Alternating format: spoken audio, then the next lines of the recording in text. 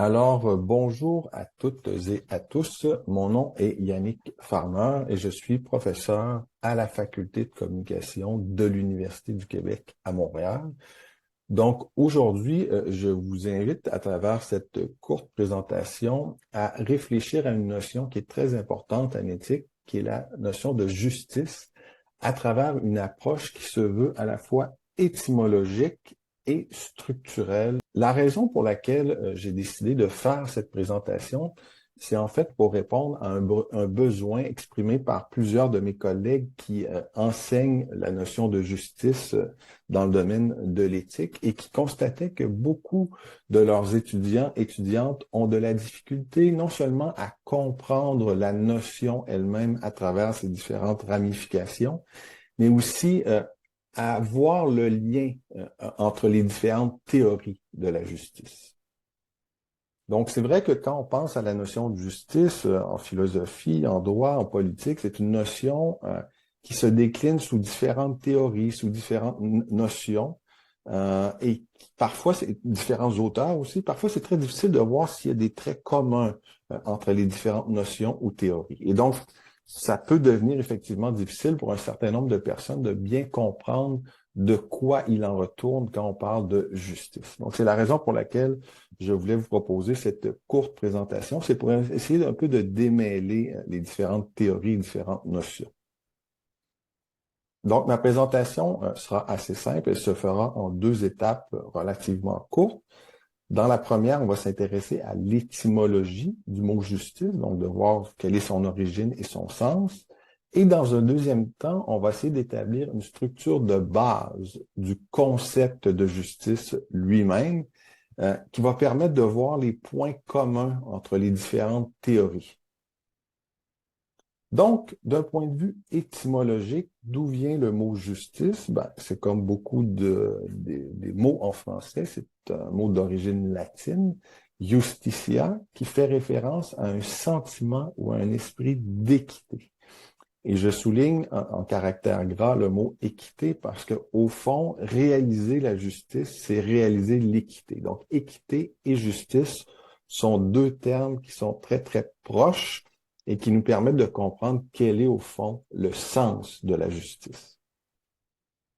Donc, qu'est-ce que ça veut dire l'équité? Ben, c'est assez simple, ça veut dire donner à chacun selon son dû. Donc, c'est trouver la juste proportion de quelque chose. Donc, ça, c'est, je dirais, le sens de base de la notion d'équité qui s'applique à la justice et qui va nous aider à comprendre quelle est sa tâche. Donc, ça, c'est pour l'étymologie. Maintenant, pour la structure de la notion de justice. Quand on parle de justice, quand on parle de théorie de la justice, qu'est-ce que ça comprend à la base? Mais voici le petit schéma que je vous propose pour comprendre la notion. Et vous allez voir que les théories de la justice renvoient à cette structure de base. Donc, comme je l'ai dit, la tâche de base de la justice, c'est quoi? C'est d'établir une juste proportion. C'est, en d'autres mots, établir l'équité. Établir la juste proportion, donc établir l'équité, ça va s'appliquer à deux grands domaines. Donc, la justice a deux grands domaines. Le premier domaine de la justice, qui est celui peut-être qu'on connaît le mieux parce qu'il s'applique à notre système de justice, c'est ce qu'on appelle la justice punitive ou rétributive, dans laquelle on va devoir établir quelle réparation doit-on prévoir pour une faute qui a été commise. Quand on parle de faute, ça peut prendre différentes formes, ça peut prendre la forme d'un crime, d'un délit, et le système de justice va devoir établir une réparation en réponse à cette faute. Et plus la faute est grave, évidemment, plus la réparation devra être importante. Donc ça, c'est le premier domaine de la justice dans lequel s'applique cette idée de juste proportion.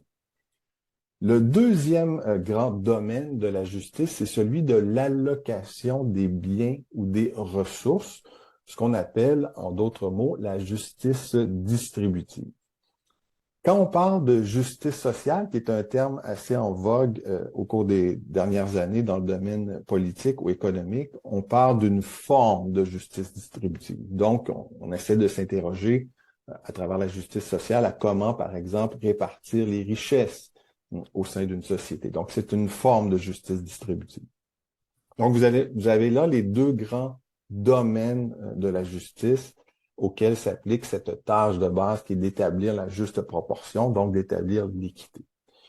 Une fois qu'on a choisi une action qui vise à réaliser l'équité ou la justice, certaines théories vont aussi nous proposer ce que j'appelle, moi, un test d'acceptabilité de l'action envisagée. Hein, c'est-à-dire qu'on va mesurer, on va essayer d'évaluer si cette action est vraiment juste ou non à l'aide d'un test d'acceptabilité qui a deux grandes composantes. La première, ce sont les critères de la justice procédurale, et on va les voir à l'instant. Et la deuxième composante, ce sont les valeurs de bien commun ou les règles de bien commun que l'on privilégie dans un groupe social donné.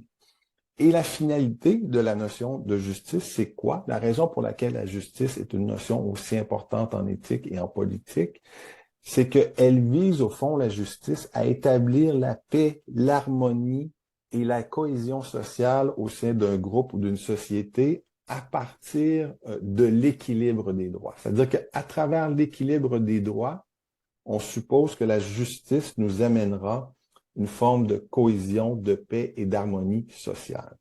Donc, vous voyez, vous avez la structure de base de ce que veut dire la justice et de comment elle se décline à travers différentes théories.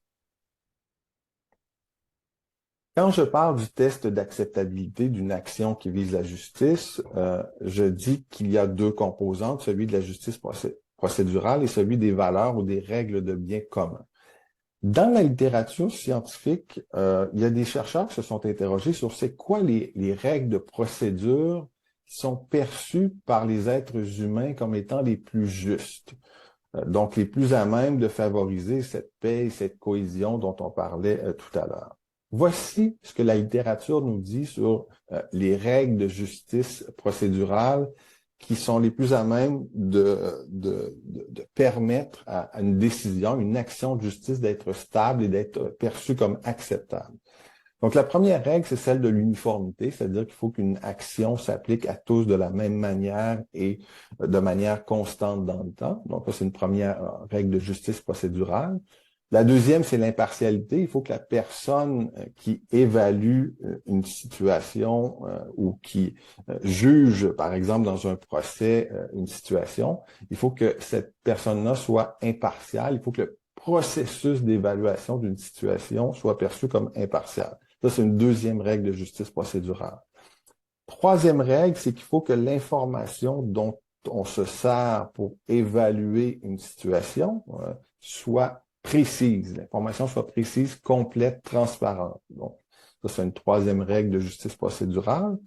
Quatrième règle, c'est la révisibilité, c'est-à-dire que si un jugement est rendu sur une situation, on doit prévoir des processus d'appel ou de révision de cette décision, de correction de cette décision s'il y a erreur. Donc, ça, c'est un autre principe de la justice procédurale qui est très important. Le cinquième, c'est celui de la représentativité, c'est-à-dire que les personnes qui sont jugées doivent pouvoir s'exprimer, exprimer leurs arguments, faire entendre leurs causes. Ils peuvent même être représentés par d'autres personnes qui vont faire entendre leurs arguments et ils vont être capables de les défendre. Donc, ça, c'est un cinquième principe de la justice procédurale. La deuxième composante, c'est qu'il faut que cette décision, cette action qui vise la justice repose sur des principes éthiques, ce que j'appelle des valeurs de bien commun qui sont reconnues dans un groupe social donné. Quand on parle de valeurs ou de règles de bien commun qui entrent dans ce test d'acceptabilité d'une action qui vise la justice, voici des exemples qui sont régulièrement utilisés dans certaines théories de la justice. Par exemple, ça peut être l'égalité entre les individus. Par exemple, si on parle de la justice distributive et de l'allocation de biens, souvent la règle de bien commun qu'on va utiliser pour distribuer un bien, ça va être de dire que tous les individus sont égaux et donc, quand on distribue le bien, chacun doit avoir accès à une part égale de ce bien. Donc, c'est ce que je veux dire par l'égalité entre les individus.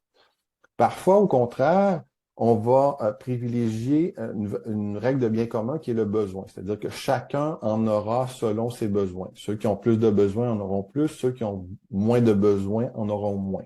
Donc ça aussi, c'est une autre règle de bien commun que l'on peut utiliser pour juger de l'acceptabilité d'une action qui vise la justice.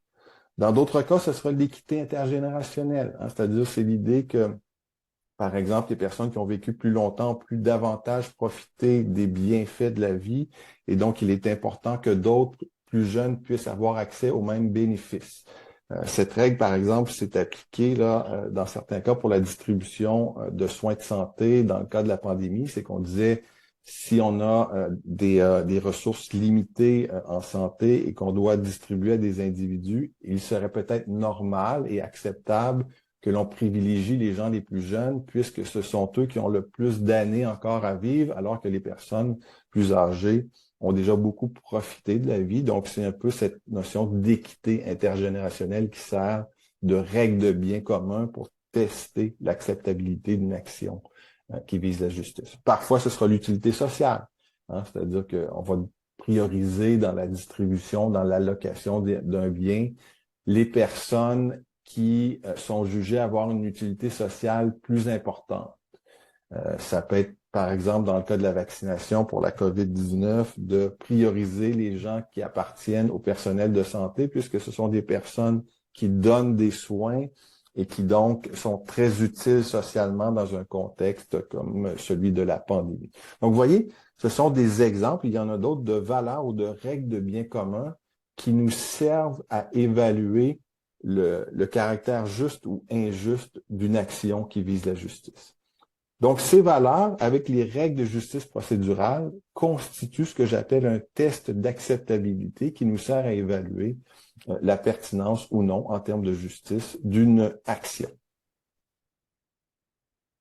Donc, quand on veut, à la lumière de la structure que je viens de vous exposer, quand on veut interpréter ou comprendre une théorie de la justice, il y a des questions qu'on peut se poser hein, qui font référence à la structure de base. Par exemple, à quelle théorie de la justice, à quel domaine de la justice la théorie s'applique-t-elle? Est-ce qu'elle s'applique à la réparation? Donc, est-ce qu'on est dans un domaine de justice punitive ou rétributive? Est-ce qu'elle s'intéresse à l'allocation de biens ou de ressources? Donc, on est dans un domaine de justice distributive. Est-ce qu'elle s'intéresse plutôt à des règles ou à des procédures? Donc, on est dans un domaine de justice procédurale. Quelle règle de procédure, quelle règle procédurale cette théorie utilise-t-elle? Hein? Vous en avez vu, j'en ai nommé 5. Lesquelles qu'elle utilise, lesquelles valorise-t-elle? Par exemple, chez John Rawls, dans sa célèbre théorie de la justice, l'une des règles procédurales qu'il va faire valoir, c'est celle du voile de l'ignorance, hein, de dire que si on veut assurer l'impartialité d'une allocation des ressources ou d'un système d'allocation des ressources, il ne faut pas savoir par avance quelle place on occupe dans un état social donné, parce que si on connaît la place qu'on occupe, on ne sera pas impartial dans le système d'allocation qu'on va adopter. On va avoir tendance à adopter un système d'allocation qui nous avantage, alors qu'avec le voile d'ignorance, ça permet d'assurer une forme d'impartialité. Donc, on a là une règle de procédure dans la théorie de justice de John Rawls. Ensuite, quelles sont les valeurs de bien commun qui sont privilégiées? Est-ce que c'est l'égalité? Est-ce que c'est d'autres règles? Donc, ça aussi, ça nous permet d'interpréter une théorie de la justice. Et enfin, quand on juge d'un point de vue un peu plus critique une théorie de la justice, on peut se poser la question, est-ce que cette théorie réussit ou réussira à assurer la cohésion et la stabilité d'un groupe social? Hein? Est-ce qu'on peut raisonnablement penser que cette approche de la justice va permettre d'atteindre cette finalité ultime de la justice qui est la cohésion, la paix, la stabilité? Donc, en gros, c'est ce que je voulais vous dire. Donc, c'est vraiment, je ne voulais pas aller trop loin, mais je voulais vraiment vous faire prendre conscience de ce qu'est la structure fondamentale de la justice et comment cette structure nous permet de naviguer d'une théorie à l'autre pour mieux les comprendre, mieux comprendre leur finalité, leurs composantes, etc. Donc, j'espère que cette présentation vous sera utile et je vous remercie beaucoup de votre Attention.